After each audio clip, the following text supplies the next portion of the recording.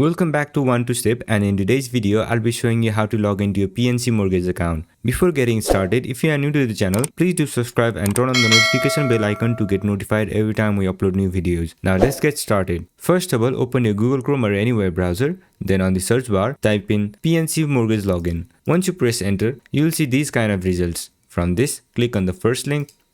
Then it will take you to this login page. On this page, click on the button where it says sign on.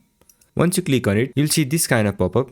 On this pop-up, you'll have to provide a user ID and your password. So go ahead and enter your user ID. After that, enter your password.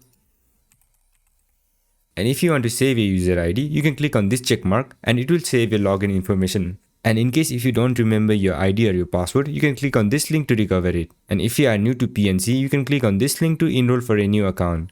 Once everything is set, make sure you have entered your correct credentials, then click on the login button. Once you click on it, you'll be logged into your account. That's it for this video. I hope this video was helpful, and if it was, don't forget to leave a like, comment and subscribe, and turn on the notification bell icon to get notified every time we upload new videos. And I'll catch you on the next one.